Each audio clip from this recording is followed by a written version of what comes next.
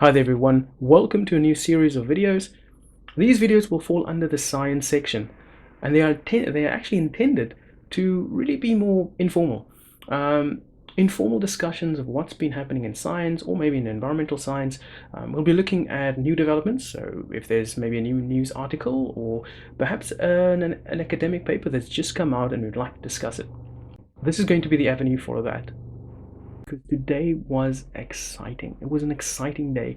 An exciting day if you are in any ways excited or interested in science. Now, let me just show you what actually happened today. There was actually a tweet that came out from the Royal Astronomical Society. And one of the things they were saying is that they might have evidence for life on Venus. Now, claims of life being on other planets within our solar system is nothing new. If you've been following the news for the last maybe 20 years, you would have heard about possible fossilized evidence on Mars. You might have heard about biomarkers on Mars.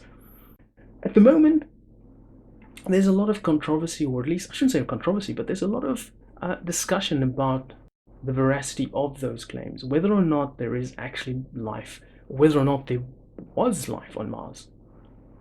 But this is a little bit different. Here we're looking at the possibility of life existing on another planet within our solar system that is not Earth. One in particular that might actually be quite promising is the fact that there might be life on one of Jupiter's moons, Europa. We don't know that yet. We haven't sent a probe to Europa to check this. But now it seems as though Venus might actually be back on the cards. And it's quite interesting because if you think about a planet that might have life, Venus would definitely not be it.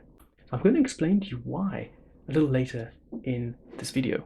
But let's just look at what was actually discussed, or at least what came out of this press release from the Royal Astronomical Society. So for instance, what they've done is they've actually just given us a press release.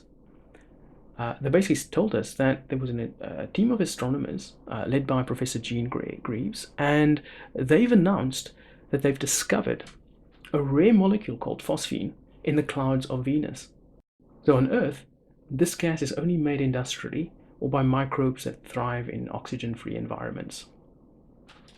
Now, from this article, they kind of go into a little bit about how astronomers have been speculating for decades about the clouds on Venus and whether or not it could actually be a home for microbes. But what's really interesting is that even way back in 1967, Carl Sagan and Harold Morowitz actually authored a paper called "The Life in the Clouds of Venus." So they wrote this really speculative paper about what the conditions would be like for life to exist within the clouds of Venus. At the time, this paper was not looked at fondly and the reason for this is really because of what we know about Venus. In many ways, Venus is our sister planet. It's got similar size to us, it's got a similar mass, and it's not too far from the sun, it's not too close to the sun either. But the biggest issue with Venus is that its atmosphere is so incredibly dense. And also the surface of Venus is incredibly hot. Now, if we look at the mean temperature for the surface of Venus, you're basically looking at about 464 degrees Celsius. So when you know that, and you're looking for life, you're definitely not going to look at the surface of Venus. Generally speaking, you're not going to find life existing in those conditions. And also the clouds of Venus, because the clouds are so dense, you have this massive layer surrounding the planet, creating this incredible greenhouse effect that traps all that heat and even makes it more inhospitable. It makes it very unlikely that life would exist on Venus. And so that's one of the reasons why people haven't really considered that as a great possibility, not in recent years. But there have been some researchers who, instead of looking at the surface, have been looking at the clouds. Because when we look at the clouds, you actually do see a vast change in temperature. For instance, the outside, just on the outside layer of Venus, the atmosphere, the temperature is about minus 63 degrees Celsius. And then it starts to change on this temperature gradient as you become closer to the surface of Venus. So in that, there might be pockets that are capable of sustaining some form of life. Now, having said that, even on Earth, we do have conditions that we would normally consider to be completely out of line for life to even exist here. We do have organisms that can withstand really strange conditions. These are called the extremophiles. So you have some you might even have some microorganisms that can find oxygen fairly toxic. So, for instance, the methanogens, they would rather not have oxygen, and they would live in areas that are completely anoxic. So we have extremophiles all over this planet.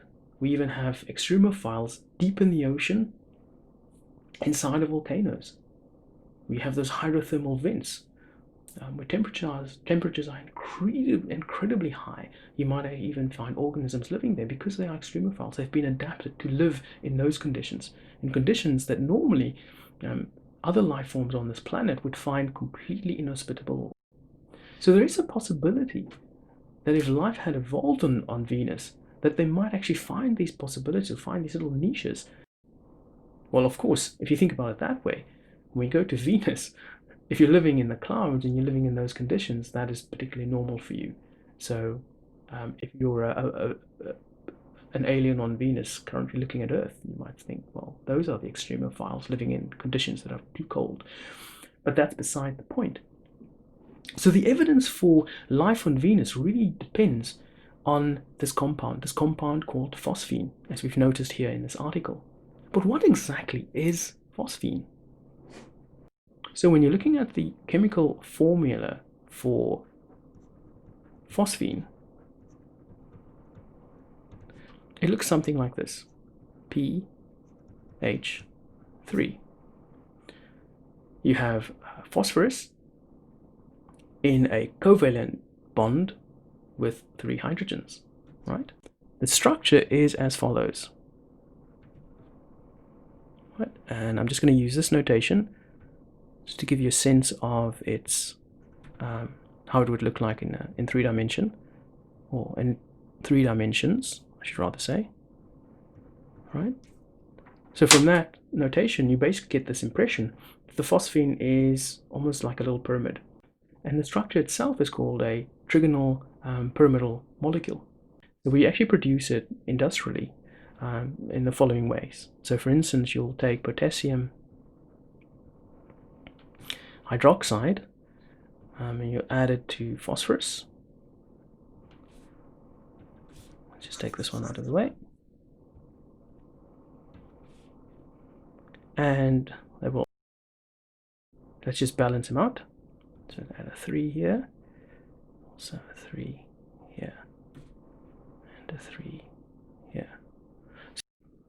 So in this equation, what we're actually doing is we're adding white phosphorus to sodium hydroxide with water, and the byproduct is going to be your phosphoric acid as well as your phosphine. So generally speaking, phosphine is an industrial byproduct. But you do find phosphine to some degree in the Earth's atmosphere. But this form of phosphine is believed to be mostly a byproduct of the global phosphorus biochemical cycle. And the idea is that the most likely source of this phosphine is going to be the reduction of phosphate as you have organic matter being decayed or going through the process of decaying. Now, what makes this find so interesting is that phosphine is a component of the Earth's atmosphere at very low levels. The reason I bring this up is that if you look at abiotic generation of phosphine, synthesizing phosphine abiotically or without life takes an enormous amount of energy. And the only place that we see that in our solar system is actually within the turbulent atmosphere of Jupiter. Now, obviously, the question is then going to be, can we generate phosphine abiotically within the atmosphere of Venus? And that's a question that's going to be one of the more interesting things that's going to come out in future research. Is this a possibility? Or maybe there's another mechanism happening on or within the atmosphere of Venus that is allowing for this phosphine to be generated. Now, as I've said, this isn't definitive proof that life is existing on or within the atmosphere of Venus, but it is very, very interesting. And it could be proof that there is life in the atmosphere of Venus. And that is very exciting. So I'm looking forward to seeing what's going to happen next. Now, obviously, the only way that we're going to know, or the only way that we're going to know for sure that there is life on Venus, is if we actually sample. For instance, if there's a probe and actually sample within the atmosphere to see if there's any compounds there. I'm going to be looking forward to seeing what happens next, and I'll be covering this in another video. Okay, thank you for watching this very short video on the possibility of life existing on Venus. Please leave a comment and please subscribe. And if you have any comments, just throw them down and post them down below. Thank you very much.